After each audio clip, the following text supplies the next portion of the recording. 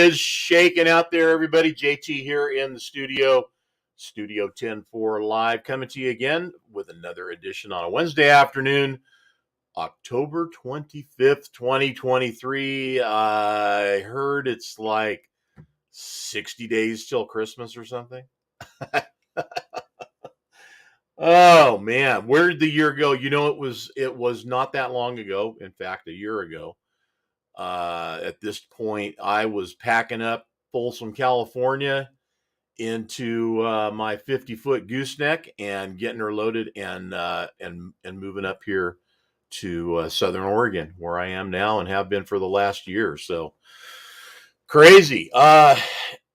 Apparently, and I'm just going to say, and oh, Miss Julia, I got to say, I was going to correct myself there.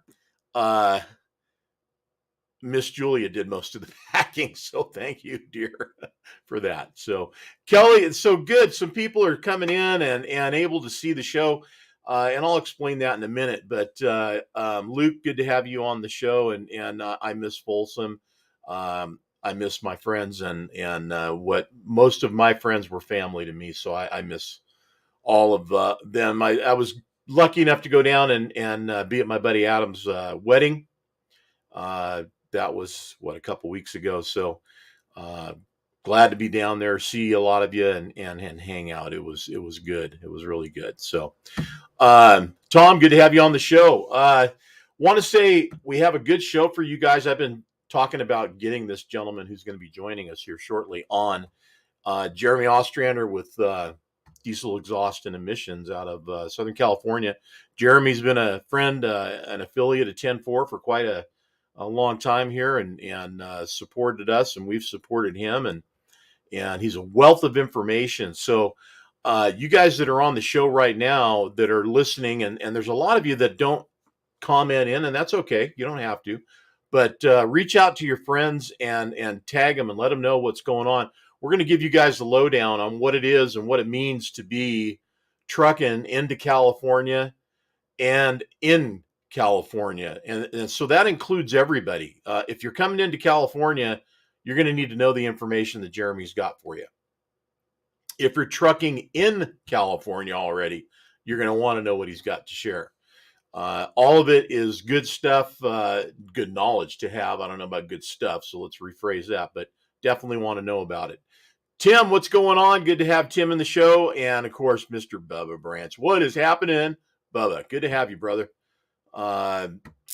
Stuff is crazy. You know, there's a lot of rumors that fly around about what it is to be CARB compliant, of what CARB is. I'm going to just put it out there. Most of what anybody says in relationship to CARB, and for those of you that are wanting carbs, not carbohydrates, California Air Resource Board, that's their acronym, the CARB people, who govern everything that goes on in this state with regards to Class 8 trucks and anything that gets put in the air, basically. So the other unfortunate thing, I think, personal opinion here, is that there is a lot of states that are wanting to mimic California Air Resource Board and what they do and be just like them. So it would be good for anybody that's out there to know what that means and be ready for it when it comes your state, because it's coming. Everybody seems to be on board with these guys. Oregon is, but however, Oregon is also giving us another year before they go full on into the whole CARB compliant structure. So there's a lot of that, like I said, there's a lot of hearsay. There's a lot of trucker talk out there about what it is and how it works and what's going on. So we're going to get with Jeramy here shortly and fill you guys in.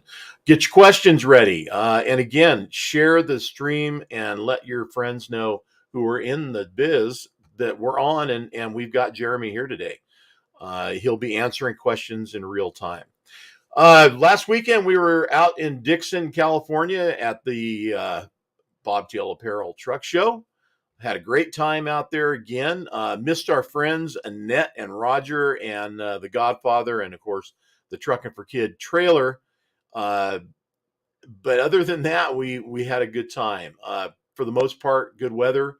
And I say most part, it kind of threatened some rain for a while, but didn't happen. So all good. Yeah, Bubba, I don't even know, man, but Jeremy might, and we can certainly ask him. A lot of great trucks, fleets, man. The fleet guys, were real strong at this show.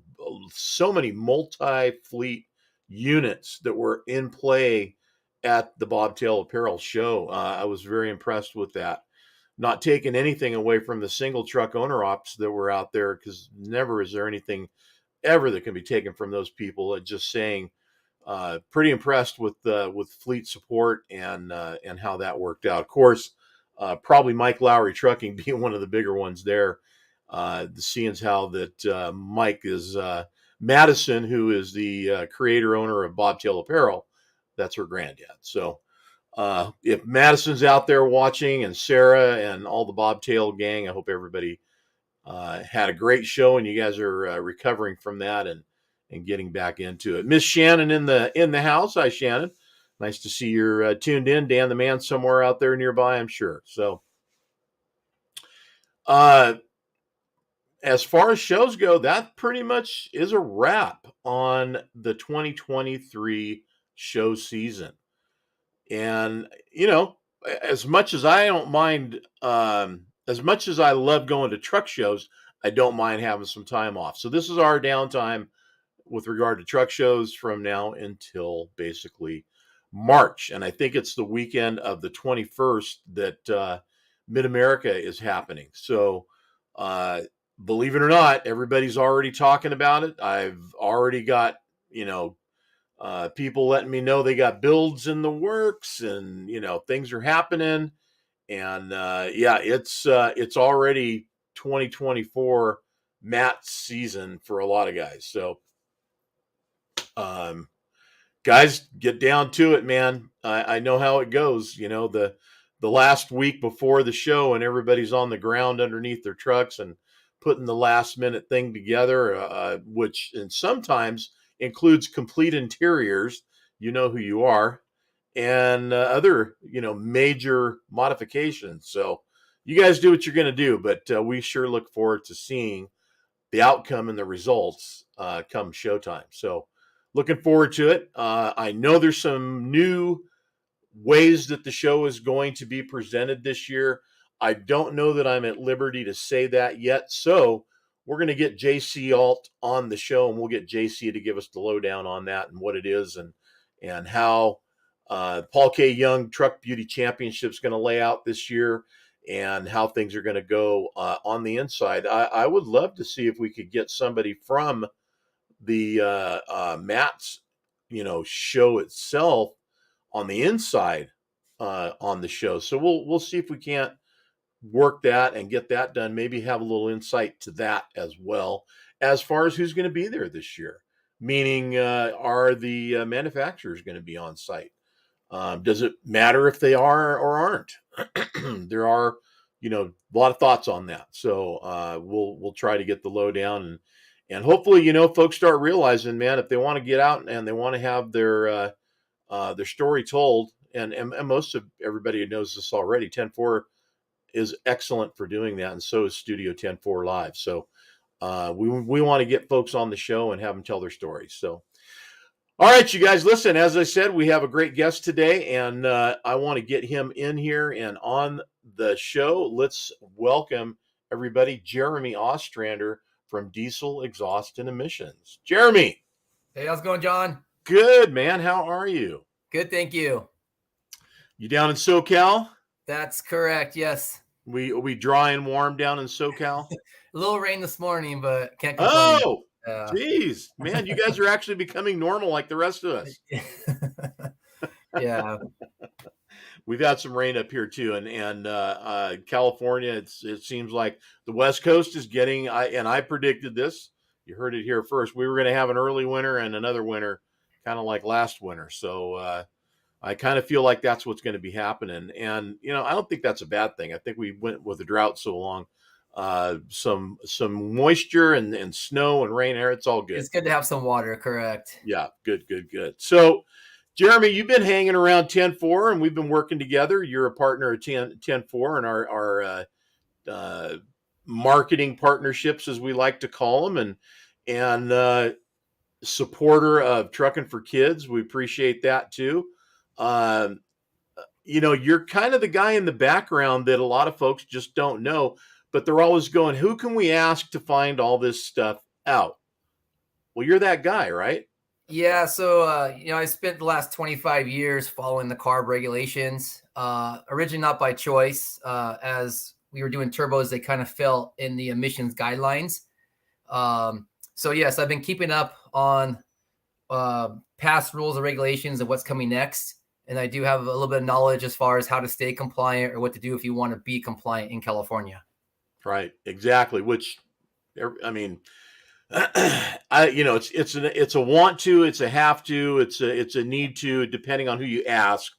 Any one of those is going to apply to people. The old school outlaws out there don't want to, and the ones that know they've got to want to know what they're looking at. And then there's the everyday fleet owner operator out there that's coming in or operates only in California. They've got to be compliant or else. So there's a mess of stuff out there to understand, and there's a lot of trucker talk about some of that stuff. But there's no kidding about what's coming up, and let's go right into it.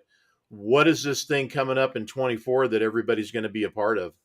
Well, I think the newest regulation that we'll talk about, and kind of going back on what you're just saying, is what we're trying to achieve is unnecessary VIN blocks on trucks in California. And we're trying to also educate people so when they come into California, they don't get turned away from driving in the state and have to turn around their load. So basically, right now, the newest regulation that's going into place that I'd be focusing on is called the Clean Truck Check. And this is more of an emissions testing regulation that's going to just basically make sure that every truck is running at a certain performance level. So I threw this out last week. I had an old 80 Mac Superliner with a silver 92 in it. Got a sniff through a scale one time. Before they had the pass-through sniffer, they had to actually throw a tube down my pipe. 65 or 85 opacity. It was off the chart, right? Correct. Yeah. I mean, we've come a long way since then. The Clean Act of 1990 started putting standards for diesels. So between 1990 and 2010, you'll see diesels taking steps to get cleaner and cleaner. 2010, it should be achieving definitely below 5% opacity. That's with the old opacity testing. The new requirement is basically going to outdate the opacity and being replaced with a straight OBD download. It's just like your smog in a car. When we plug into it, the truck itself is doing a running dyno. So we're downloading the diagnostics, the software is looking for codes, and it electronically is sending this information straight to the air resource board, who is now sharing it with both the DMV and with the CHP. So let's back up a minute here, man, because let me tell you just dropped a bomb, and I think there's probably some heads spinning right now, and there's going to be on the playback when they watch this after it's been recorded and then shared. Our trucks are now going to be smogged. In fact, even more control than automobiles have been, because we're going to a twice a year program, right? Isn't that what I heard you say before too? That's correct. Once a vehicle's 4 years old, it'll have to be tested twice a year. Where when you talk about passenger vehicles, usually it's once a year, in some cases once every 2 years. What I would say is, but the bigger thing on that, or the first step before we talk about that, is the reporting. So there is a deadline right now, a December 31st deadline, which is right around the corner, that most people I talk to just don't have any idea this is happening. So I guess the first step is you need to report your fleet of any trucks that are going to be driving in California. It doesn't matter where they're registered. if those trucks are driving in California, they're supposed to be reported on a portal through the CARB website called the Clean Truck Check Portal. And they have to pay an annual $30 fee on that portal. That $30 fee goes straight to basically the state to help them facilitate this whole program. Mm-hmm. Yeah. In addition to that, the first testing requirement will be July 1st of next year, where they need to have the clean truck test done before that date. And basically, if you're in California and you don't do this on time, they'll VIN block your truck. If you're outside of California, you try to enter the state, they're going to maybe give you a one-time pass, but you get defined as a high polluter for not getting this done in time. Then next time you come in, they'll turn you away. Wow. So big dates that are important right now, December 31st. For reporting, correct. Pay the $30 fee per vehicle and report your truck by December 31st. We also offer that service in-house if it's something you're not comfortable with. Some guys don't even have email still. Don't want to just go on there and try to figure out the system. It's something we do every day, so we understand it. We can definitely assist with that. If you want to do it yourself, that's fine too. Just make sure you get it done. And then July 1st of next year is your first compliance date to get the actual test done. What I would say is if you're one of the guys driving around with an active fault in your truck, a service engine light, start correcting those issues now. Because if there's a service engine light, I guarantee you it's not going to pass the test when we plug the software in. And it's gonna flag as a fail. Well, it's no different than a car then. I mean, same deal. They won't even test you if you got a light and a check engine light lit because no, it's not going to pass. That's exactly correct. So what I worry about more is sometimes, like I was at a fleet a few weeks ago, the guy had 12 trucks and I went there and 5 of his trucks had service engine lights. So like I was trying to tell him, you need to correct these now, because if we wait till July and all of a sudden have to test all these at one time, it's like half his fleet's going to be downed because he's going to have to correct all those right away. Our chance getting the VIN block. Wow. Okay. Well, let's expand on that. What happens if you get a VIN block? You can't register it. You're legal. You can't run it. Even if the truck's registered, you can't run it. I mean, is that kind of what we're saying? Yeah. So, I mean, if you get VIN blocked, you don't get your stickers. So you got to remember, in the past, you have separate agencies. California Resource Board is one agency. CHP is a separate agency. DMV is a separate agency. But they're coexisting they're co-regulating this regulation, if you will, cooperating together. Are they talking now? Everybody's exactly. Talking? Yeah. So that's how the DMV, is basically helping patrol this by the VIN blocks, which allows CARB to not have to have enforcement officers running around tracking records anymore. Right. For the past 10, 15 years, Air Resource Board enforcement officers have been just going to fleets asking for record keeping forms, trying to do random audits to catch trucks that are out of compliance. So this is their way of forcing everybody to comply with this regulation and being able to enforce it. So let's talk about the fact that there's a lot of guys that come into California out of state, and they're just coming in to drop a load. Maybe they're coming in to drop and they're going to pick something up and take it out. Coming into California. So if you're one of those guys, how are they being contacted of all this stuff? Is the Fed are they working with the Fed, or how's that working out? It's a state regulation, and California really is unique. If you look at the history of California, it goes way back. I mean, when Ronald Reagan was governor of California, he literally took all these different agencies in California, slapped them together, and formed the California Air Resource Board. And then when President Nixon was president, he gave California a special waiver that allows us to be on our own terms when it comes to air quality under health and safety. So it's kind of unique because you have 49 states under federal, and then you have California by itself under instead of the EPA, we have the California Air Resource Board. Yeah. And you are right. There's about it started with a few states. Last I heard is 12 or 13 states that are asking for permission to do what California does and have their air qualities have their own regulations or follow suit. Yeah. Which gets really confusing. But the way California stands is because they have their own requirements in our state. They don't care where the truck's registered. They don't care if it's coming from Mexico, it's coming from Nevada, Texas, Oregon. If it comes in California, they want it to comply with California regulations while it's in California. So they can't obviously do VIN blocks outside if you're registered in a different state. So their approach will be when you enter the state. First off, when you enter, there's now a test bar that you're driving underneath with your truck when you go to the scale at every entry point. That test will do its own emissions test of your vehicle. It takes a picture of your license plate, your company logo on the side, and if it looks to see if you're a high polluter. If you're a high polluter, it immediately tags you. That's happening right now this year. Now, next year, after July 1st, if you haven't done your emissions test, when you drive in, it's going to know it doesn't have you reported in its portal with an emissions test. It's going to flag the vehicle. You'll get a one-time pass to come in California, and you'll probably get a notice saying you've been defined as a high polluter.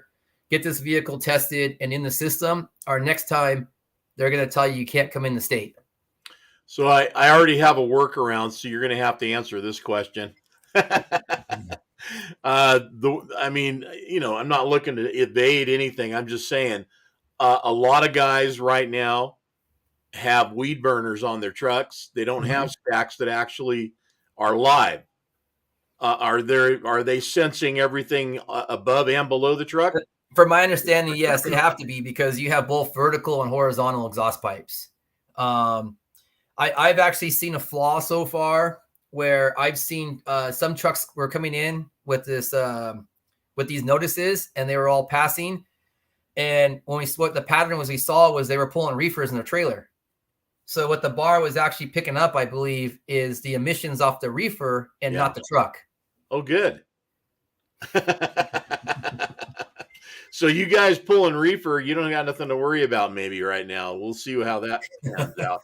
But I mean, literally, I can already see, it becoming more of a thing to have the weed burner exhaust set up somehow, so it's not getting sensed or measured, and only have the vertical stacks. I don't know.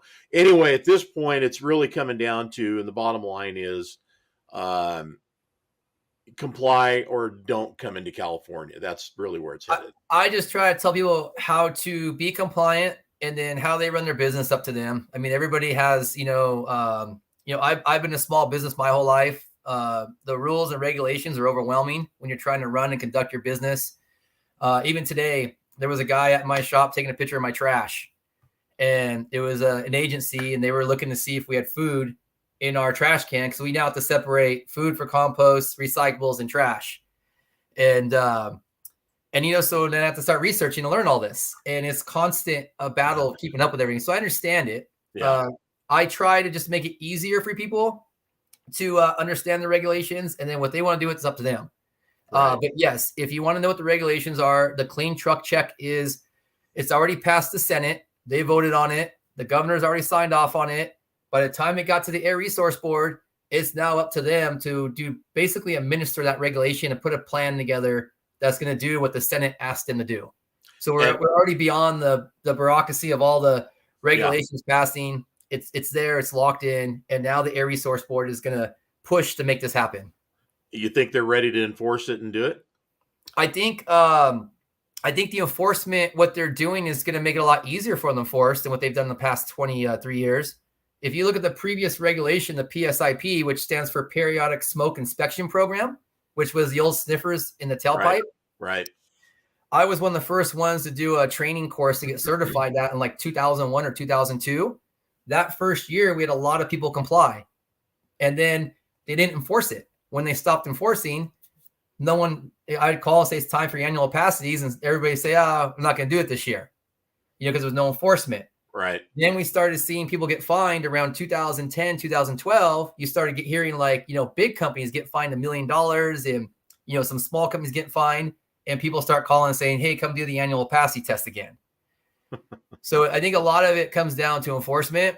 And I think what they're doing now is going to make it a lot easier for them to enforce. There's always going to be guys that find ways to fly on the radar, but it's going to get a lot more challenging.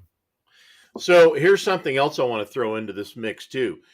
Given this new, standard that's being implemented, is there even a necessity to say that if you have an engine that's of any age, that it doesn't matter what age it is, as long as it passes the test, it shouldn't matter, right? Well, so you got to remember that it's not the truck year; it's always the engine year. Engine So year, yes. Okay. everything in Yeah. California Air Resource Board is based on engine year, not vehicle year. Okay. So in California, unless you have a special provision, meaning like a low usage, or you fall in specific regulations that are not in the standard truck and bus regulation, you can no longer operate an 09 or older engine year in California. Everything has to be 010 or newer.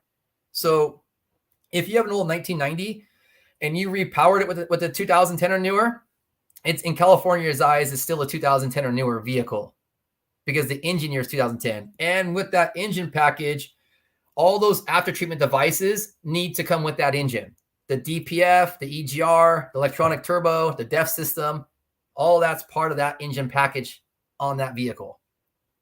So it's not just a matter of passing the standard and being able to come in under a scale and the bar up above that sniffs the exhaust or below, whatever the case may be.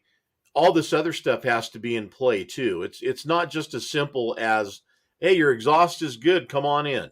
Yeah, there's a number of things. If you try to come into California with the 09 or older engine, it's going to be the same problem. And they're going to use this emissions testing to help govern or regulate what's coming in the state. Understood. All right. You guys got that? Any questions you have that you would like to further find out any information or get any help further with this? You guys can contact Jeramy here, and I've got something I'll share with you guys right now too. Bring it up here. Give me a second. You guys can go to his website, and there it is right there, Diesel Exhaust and Emissions, and check it out. You can reach out and contact him directly through the website. Through the website. Bada boom. There it is. Got a phone number there, got an address, and a contact information queue there for you guys to put your question in. If you want to do it that way, you can. Otherwise, just reach out and call him. So I want to cover a few more things before we let Jeramy go, and I think we're probably going to fill in the second half hour with it too. But we know what diesel trucks need, what they want them to have, what compliance means for the diesel truck, for the Class 8 diesel truck, or any diesel truck in that matter, the Class 8, Class 6, whatever that's out there. 14,000 GVRW and above is usually what would be regulated on this regulation we're talking about now. Okay.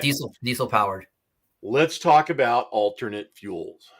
So give us the where are we at with alternate fuels? I mean, literally, are we still a pipe dream away, or where are we with all that? Well, that kind of takes us in the whole another rabbit hole here. But when you talk about alternate fuel, there's a lot of natural gas out there right now.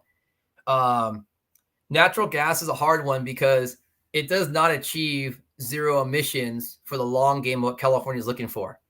So natural gas is actually now included in this clean truck check, which not a lot of people understand.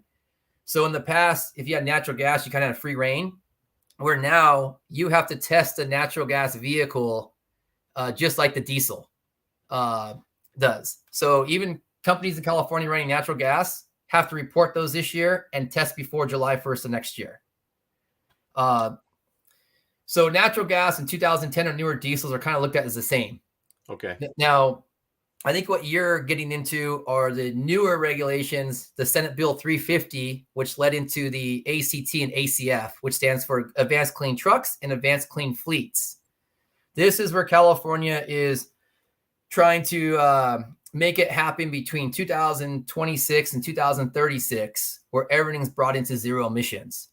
So one of those ways to do zero emissions is hydrogen, which is a very interesting one, and the other is electric.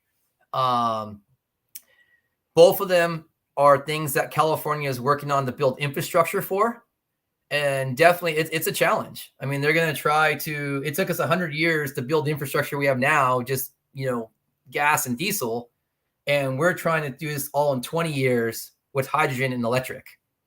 Well, I think you have to measure how that 100 years went. I mean, when the first diesel trucks started rolling, I mean, let's go back in time a little bit. It wasn't like it is today. I mean, hell, there were still dirt roads and chain drive trucks. So, it's not like it is today. And yeah, it's taken a long time not only to advance the technology, but of course, advance the infrastructure. And man, has there been a lot that's come and gone. I mean, the old travel plazas that used to be, which were standards in the industry, are just no more.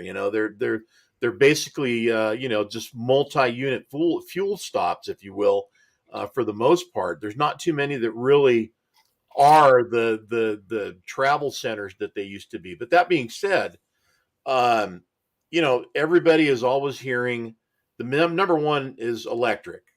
And electric, and I have to say, okay, let's reverse engineer it.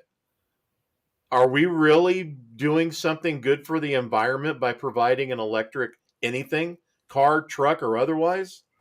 Yeah, and we've been dabbling with zero emissions vehicles, and on both the sales and service sides, and so it's the technology's got a lot more to grow, but at the same time, I will say it can work in certain duty cycles today. Especially, I mean, there's the challenge I would say that I'm seeing with electric so far is obviously the biggest challenge is range. Especially when you're talking about long hauls. The technology and the infrastructure is not there yet. But for local routes, if you're doing less than 100, 150 miles a day and you have a routine, it's actually a great option. What we're seeing is you're going to probably spend 20% of cost of ownership versus a combustible. You have a chance to control your own fueling in-house if you put your own chargers in place. It's a lot quieter. It's got good torque and power. So for those vehicles, it works fine. Now, if I'm talking about a Class 8 truck that needs to go 300 miles, it's not there yet. It's going to be too heavy, and we're not going to make that range. And it's too much on the operator to stop and sit there and charge constantly at a charger doesn't really exist, or if it does exist, doesn't work all the time. So there's still a lot of stuff to fix. Or it's backup powered by a diesel generator. Which we've seen stuff like that as well. Correct. And, you always see those images floating around on social media. Oh, yeah. Yeah, and it's true. I would say hydrogen. I think I'm curious to see where hydrogen goes in the next year or two and see who the big players are jumping into hydrogen. I've seen a lot of companies investing in it. And I think if you're in California and you're going to the ports, you're going to be forced to do it next year regardless, because they're on a whole nother level of regulation for the drayage trucks. They have to have zero emissions into their fleet next year. That's it. There's no choice. Well, the ports have been some of the strongest proponents of less and less and ultimately zero emissions. To get into the port, you have to meet their standard, which is the strictest of enforcement out there. It really is. So understood, you got to have new trucks. I mean, there used to be a lot of guys with old iron going into the ports. Not anymore, man. It's now it's if the port, you have to have an 016 or newer to get in there currently. This is the last year to report combustible engines into your fleet list for the port. Starting January 1st, you can only report new trucks as zero emissions. The trucks that are currently in there will be grandfathered in. California has what they call a useful life permit. And this is where this has gone through court and been, ordered by a judge that this is what a useful life of a vehicle is. It's either 12 or 13 years or 800,000 miles, whatever comes first. So if your truck is registered in the port right now, this year, then that truck will be grandfathered in the port until it's 12 years old from the date of manufacture or 800,000 miles. But any new vehicles coming in have to be zero emissions, which means they're going to be hydrogen or electric on the Class 8 trucks going in there. Well, let's talk about hydrogen. I mean, literally, we're talking water for exhaust, right? I mean, isn't that pretty much it? Yeah, it's and I've played with some hydrogen trucks, and it is, it is weird. There's there's nothing potent coming out. You don't smell it. It's odorless. If you drain the tanks out, It's basically all it is a fuel cell. It's like a generator is how I look at it. And you're still driving an electric truck. If it's hydrogen, the truck itself is electric. The best way I can describe it is you have smaller batteries for lighter weight. You have a port side battery and a starboard battery. That truck is running electric off the port battery. When that battery drains, the truck's now running the starboard battery, and the hydrogen fuel cell kicks on, charging the port battery. So the driver is just stopping and filling hydrogen up in the tanks, and that fuel cell is just turning on to charge those batteries as needed. Wow. So Well, it's I still mean, an electric truck. It's just got hydrogen assist to charge those, to keep you from having to plug in. sounds like a no-brainer to me. It's new. It's a lot of cost. I would actually say right now the infrastructure has been easier for electric than it has for hydrogen. When you talk electric, we have electricity everywhere. If I go into every commercial building and a truck goes in, there's electricity, whether it's 220 volt or 3-phase 480, we have the power supply there. It's simply now just getting this charger and wiring it in that power supply with the city permit. When you talk hydrogen, now you're talking an actual station where you need a big name player, a lot of investment to transform these existing gas stations or natural gas or whatever diesel into a hydrogen pump. So let's talk about cost of operation. I guess first of all, with the zero compliant diesel powered Class 8 trucks, are we improving operating costs and mileage with these new zero emission units, or So are we losing that? no, cost of ownership, I think you're gonna improve. That's so, I know you hear all the negatives about, in the scary, everybody's scared of the zero emissions and it's something new. But one thing I can say is look at what's happened to diesels, especially in California. I started in this industry out of high school in 1997. I've watched turbochargers transform from a $600 component to a $4,000 component. Yeah. I've watched after treatment devices that didn't exist now have a $8,000 DPF and the $4,000 DOC, an EGR, all these added stuff that we've thrown at diesels the last 10, 15 years to make that diesel meet these emission standards has now become a norm for these truck drivers to have to pay to maintain that truck. So the cost of ownership has gone up dramatically. So the one good thing about going zero emissions is we're eliminating all those components. You're not doing oil changes. You're not doing tranny fluid changes. You're not changing your turbocharger. You're not cleaning the DPF. You're not having to take the EGR system apart. So as far as what you say, cost of ownership, and this is my feeling, what I've seen out there is I think already the fleets who are investing in the zero emissions trucks, what they're doing is they're escaping the initial cost using grant money. So a lot of the companies that are being smart are saying, hey, there's grant money here. Let's take it and put this zero emissions truck in my fleet and use the state's money to do so, and then save on the back end of the cost of ownership. Well, for as long as that's available, and they've done that in the past with, I forget what the program was called. I know you know. Well, there's Carl Moyer right now. There's an HVIP program. There's one for small fleets called ISEF, Innovative Small E-Fleets. And you're right. The way California generally operates is they'll pass a regulation. And then for people who comply early or early adapters to that regulation, they will give incentives to incentivize you to get into that regulation. Right. Once the regulation date hits, the grant money goes away, and now you're expected as a business owner to pay out of your own pocket. Yeah. Now it's time to pay up. Hey, Chris Hyatt, I just wanted to answer this question. I know the answer to this myself. I believe it still is true, and that is that they did increase the GVW on electric, and you get 82,000 gross on electric. Yeah, I'll comment on it real quick, John, if I could. Yes, so, absolutely. That's a unique situation we're in California. Is California, we have that 80,000 GVRW.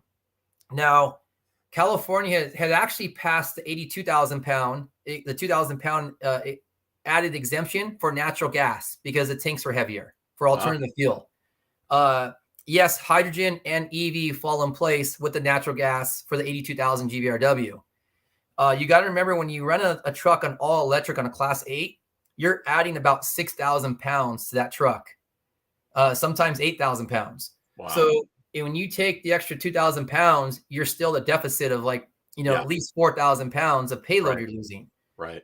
This is where hydrogen's nice. When we talk about like the Hyzon package, for example, their fuel cell is so light and their batteries are so much smaller, they're not losing payload. They achieved the 82,000 pound GVRW.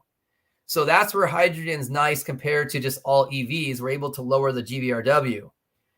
There's been a lot of people lobbying and asking the state to raise the limit to 88,000 from 82. And in all the talks, when it comes down to more like Caltrans and their engineers, they're the ones that are saying, no, we're not going to approve this because they're worried about the weight on the bridges already. If you have Vincent Thomas here in Long Beach and you have all these, 88,000 pound versus 82,000 pounds, they're worried that the bridge will physically hold the weight.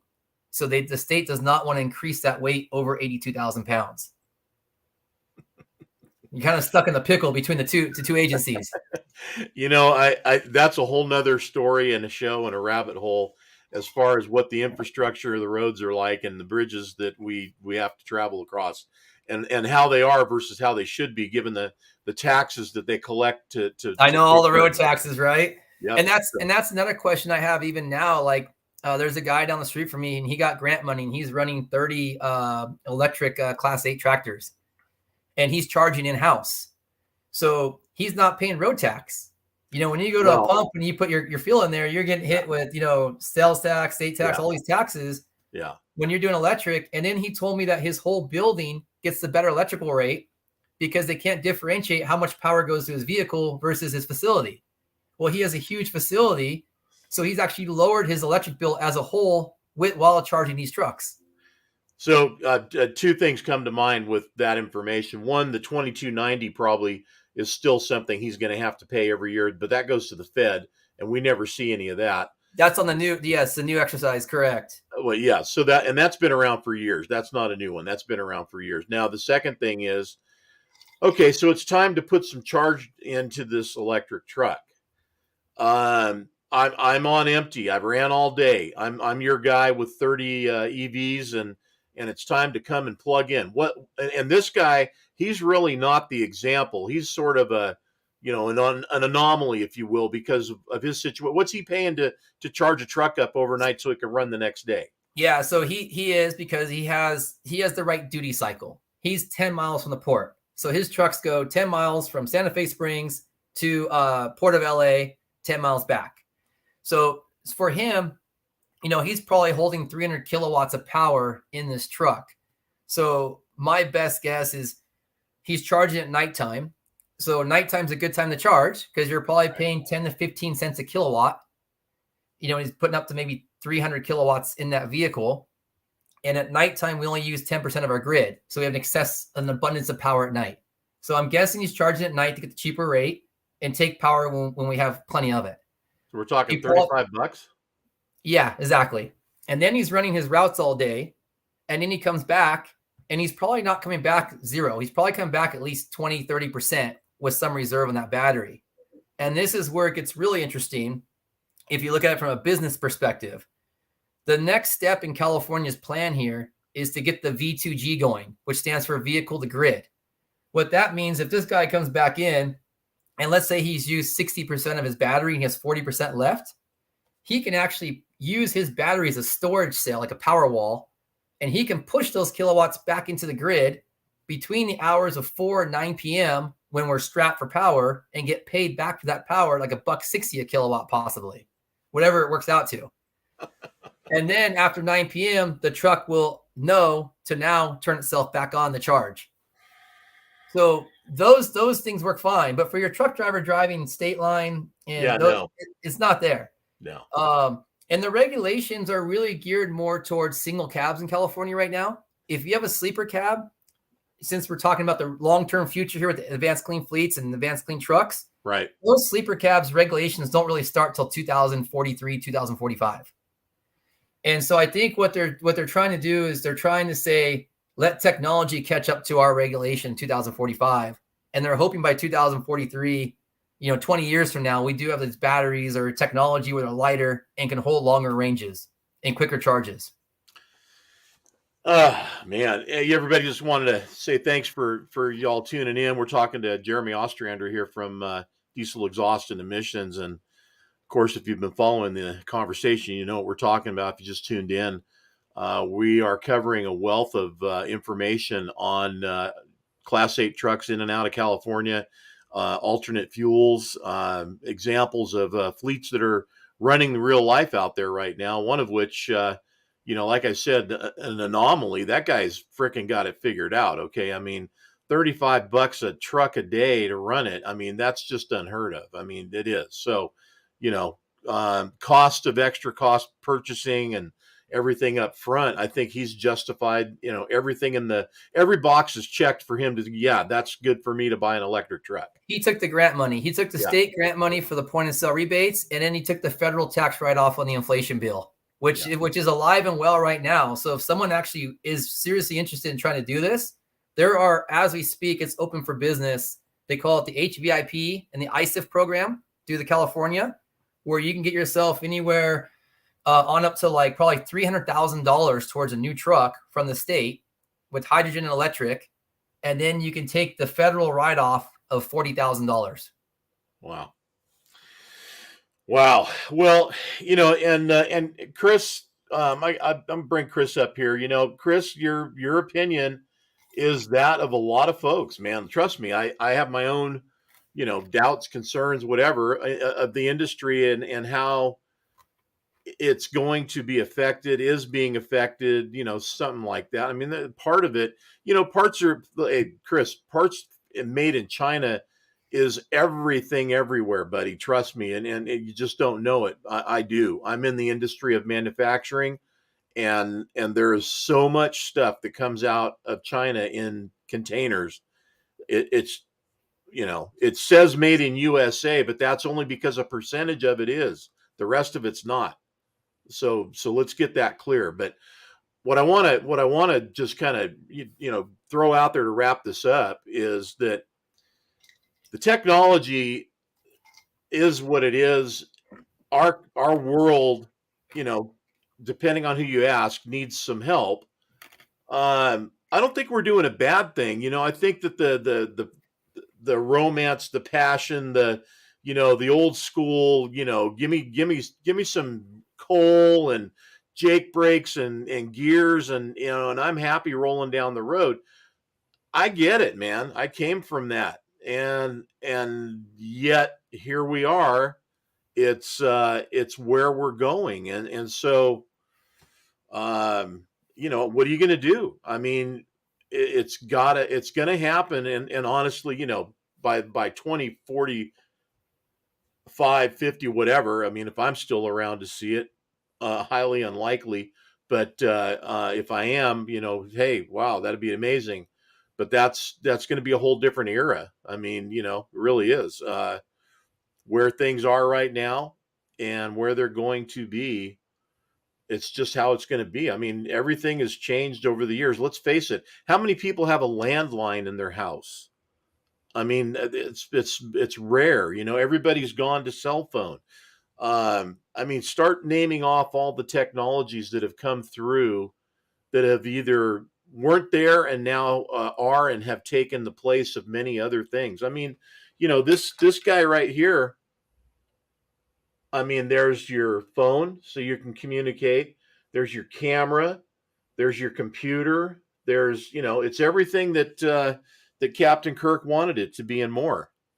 And John, that phone, have you seen the phones where you can take your phone and this phone and put them together and transfer charge? Yes. Now think about a vehicle at some point. If this vehicle and this vehicle can give a lifeline and share that, and actually vehicle to vehicle, that power back and forth, which I think where eventually it will be.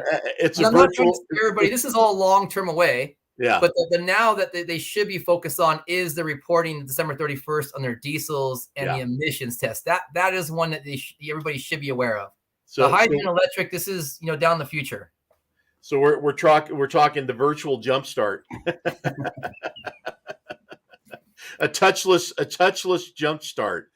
Man. You know what? I listen, a lot of this I say tongue in cheek because I was an early adopter of technology. I jumped in and went, man, I love this stuff. This is great, and there's still a lot of folks that I don't own a fax machine. I don't have email. I don't own a cell phone. Yeah, folks, there are people out there that's how they roll, and that's okay. For them, that's cool. I'm not one of those guys. If I had to buy an electric truck right now, if I was still trucking, I don't know, man. I really don't. I can't tell you. Um, I don't even know if I'm a fan of the new instrument clusters in the trucks that are all basically virtual. There's no gauges anymore. Um, a lot of different stuff, and there's a lot coming. There's a lot out there now. There's a lot more coming. Dennis, good to have you on the show, buddy. Um, Dennis, you definitely want to listen to playback after we get done with the live stream. But man, listen, there's a whole bunch more to this, but I think, Jeramy, you have covered an immense amount. And the thing I like about it is, if you go through the show here, there's really kind of, 3 segments in here throughout the full hour that we've been on that I think breaks it down to where guys need to be aware of where they need to be coming up in December, coming up in July, and then what the future is going to look like after those dates roll through, what you have to do after that to stay in compliance, and then ultimately start looking at what fuel source it is that's out there that you want to get involved with. And I have seen natural gas in play up here. I've seen trucks that roll by me, and I'm like, what the hell is that? Oh, that's a propane tank, And sure enough, that's what it is. The electric, not so much. Sacramento, there's a Pepsi company down there, distributor. All his trucks are now Tesla electric trucks, Class 8s. There's other companies like Jeramy just illustrated that, this guy's, that guy, honestly, that guy's slaying it. He has a primo business model for what those trucks were built to do, and more power to him. And if there's grant money out there, and if I understand correctly, Jeramy, you help and assist people in writing these grants to get that money. Is that correct? That's correct. I try to, I've been catering more to small businesses. Like I said, I have a small business background. And so for years, I kind of watched a lot of large companies understand this, have someone in their company who knew how to write the grants and absorb all the funding. So what I try to do is help a lot of nonprofits or small businesses. I'll work with larger companies too, but I try to keep everybody on equal playing field. And I'll definitely write the grants to help them get any state money that's available. So again, I'll throw this out there too. You guys want to get a hold of Jeramy, 562-777-7776 is what's on the website. There is a email contact page as well. You guys want to just go in and check out the website, go to dieselexhaust.com. Plenty of information there for you guys to look at, see what's going on in the world of Jeramy's company and how he's been actively involved in all of this. And on the performance side too. So listen, Jeramy had that hydrogen truck of his at Trucking for Kids a few years back. And I hope this year in 24, I get to see that thing out there again and run it down the 8 mile. Sure, yeah. Yeah. I'll ask for approval on that and see if we could bring it out for sure. I'd love to. That would be great. Grant money. There's all you need to say about grant money. It's a grant. You don't have to pay it back. So if it's out there and it's free and they're willing to give it to you, go get it. Yeah, and John, the grants we're running right now, I really like these ones because they're a point of sale with no scrappage. So what that means is basically and this is more geared for trucks that are being driven in California, but if you can keep it for 3 years, drive it in California majority of the time, 51% of the time, I believe it is, we take the rebate on the point of sale without scrapping the truck. So you see it instantly. Well, Jeramy, I appreciate all the information and all your time. Hang around, if you will, on the other side. And when I shut her down, I'd like to chat with you for a moment.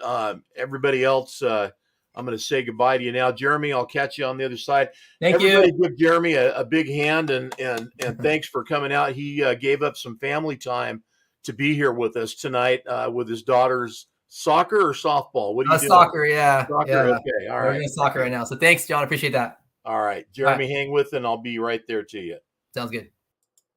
All right. Hey, everybody. Jeremy Ostrander with Diesel Exhaust and Emissions. Give him a look again over at dieselexhaust.com and check out what's going on that it could be affecting your world. And listen, it is affecting your world. Whether it means you need to be compliant because you're going to run in California or you already are. If you're already running in California, you got to get this stuff done. If you're coming into California, the same thing. So the dates are important. Guys, go to the playback, listen to everything we said there. You can skip around, fast forward, get what you need, and ultimately get with Jeremy if you need to, and talk with him about what he can do to help you guys out. I mean, if he's writing grants and does that as a service for people, that's definitely something to think about. Writing grants is a great thing to know. And if you're good at it, that means you're going to get money to folks, and you can help a lot of guys out. So I appreciate Jeremy coming out and filling us in. I thought it was a great show myself. Thanks, Kevin. I appreciate that a lot. Once in a while we break from the fun and go down to the nuts and bolts. And definitely today was the nuts and bolts. Hey, Alex, you know what? I mean, here's, look, Alex, the outlaws are never going to go away, man. I mean, let's just face it. If you can get in and out, yeah, of course, no problem. The only thing you have to worry about is while you're here is, you're going to run all the scales, or you're going to, how you going to, listen, there's a whole slew of things you're going to have to deal with. No different than anything before. Trust me. I get it and been there and done that. Ray, thanks, buddy. Yeah, good to have you on board. Little Ray Rodriguez, Salinas, California there, man. Good to have you on board, Ray. Say hi to Susie for us. We miss you guys. It's always out there. And if, listen, you grab the pre-pass off the windshield because you got it mounted there with Velcro and you throw it under your leg and run the scale. There's that too. I may have known somebody that had done that before. Not saying who, but maybe. And anyway, look, there's any numbers of ways to circumvent and work the system, man. Always is. So at least you guys have an idea of what's going on. The knowledge has been shared. It's there for you to utilize. And like I said, if you have any questions, get a hold of Jeremy directly, dieselexhaust.com. You can always go back and view the playback. It'll be on YouTube and on our Facebook station, our Facebook page. All right, you guys, keep the shiny side up. Another show next week, and we will be back. It is, I guess it's going to be the Halloween show next week. So I don't know, maybe we do dress up. Let's see what happens. It could be fun. The holidays are coming. It's incredible. Like I said, I think it's 60 days till Christmas. So get ready for that. And you guys keep the shiny side up. Stay safe. We'll have some more fun next Wednesday, 5 o'clock right here. Share with your friends. Hopefully Facebook will be working right again so we can get the invites out and get more folks on here. But dang, what a great showing today for not having anybody except for at the moment of launching the show get notified. So thank you all for tuning in. Take care, everybody.